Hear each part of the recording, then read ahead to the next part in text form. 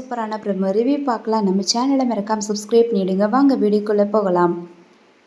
கும்பாபிஷேகம் நல்லபடியாக நடக்கிற நிலையில் சந்திரா பார்த்திங்கன்னா ஒவ்வொரு விஷயங்கள பண்ணிகிட்ருக்காங்க. அதெல்லாமே நம்ம கார்த்திக் வந்து சரி பண்ணுறாரு. ஆனால் இப்போ பார்த்திங்கன்னா 2 ட்விஸ்ட்டாக தான் வச்சுருக்காங்க. என்ன அப்படின்னு பார்க்கலாம். அதுக்கு முன்னாடி நம்ம சேனலை நீங்கள் மறக்காமல் சப்ஸ்கிரைப் பண்ணிவிடுங்க. வாங்க வீடியோக்குள்ளே போகலாம்.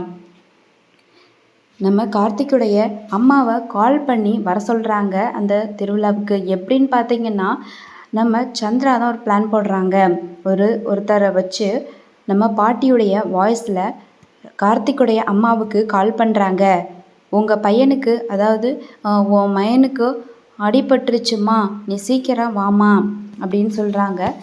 அதுக்கப்புறம் இது யாரோட நம்பருமா, வேறு நம்பர்லேருந்து கால் பண்ணுறேன் அப்படின்னு சொல்கிறாங்க.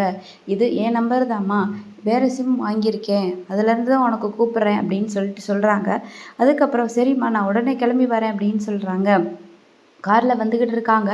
ஸோ வர வழியிலேயே அவங்கள வந்து கடத்திடுறாங்க நம்ம அபிராமியே. ஸோ இவங்கள கடத்தின ஒரு விஷயம் கார்த்திக்கு எப்படி தெரிய வரப்போகுதுன்றது தெரியல. இன்னொரு பக்கம் பார்த்திங்கன்னா சந்திரா இப்படி பண்ணி வச்சுருக்காங்க. இன்னொரு பக்கம் நம்ம கார்த்திக்குடைய பாட்டி வீட்டில் இருக்கிற கோவில் நகைகள் எல்லாமே திருட சொல்லிடுறாங்க ஒரு ரவுடியை. அந்த நகை எல்லாமே காணாமல் போயிடுது. நம்ம பாட்டி கார்த்திக் எல்லாருமே வீட்டில் இருக்காங்க. அப்போது கோவில் நகையை எடுத்துகிட்டு வாங்க பாட்டி, நம்ம கோவில் கிளம்பலாம் அப்படின்னு சொல்கிறாங்க. உடனே நம்ம பாட்டியும் போகிறாங்க. பீரோவில் போய் பார்த்தா அங்கே இருக்கிற கோவில் நகையை காணாமல் போயிடுது.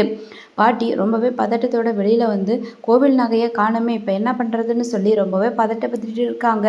இன்னொரு பக்கம் நம்ம பாட்டி வந்து இப்படி ஒரு சூழ்நிலையில் இருக்கிறாங்க. கார்த்திக் குடும்பத்தையும் அவமானப்படுத்தணும் அப்படின்னு சொல்லிட்டு தான் இப்படி ஒரு சம்பவத்தையும் வந்து பண்ணியிருக்காங்க சந்திரா. கார்த்திக் என்ன பண்ண போகிறாரு? இன்னொரு பக்கம் நம்ம அபிராமி ஒரு பக்கம், நம்ம பாட்டியுடைய மான பிரச்சனை ஒரு பக்கம். அதாவது அவங்களுடைய கர்வம். கோவில் விஷயத்தில் எப்போவுமே அவங்க தான் வந்து ரொம்பவே எல்லா ஒரு விஷயத்தையும் அவங்க தான் வந்து செஞ்சுட்டு வருவாங்க. இப்போது இப்படி நடந்துருச்சு, என்ன நடக்க போகுது? ஊருக்காரங்க மத்தியில் அசிங்கப்படுவாங்களா?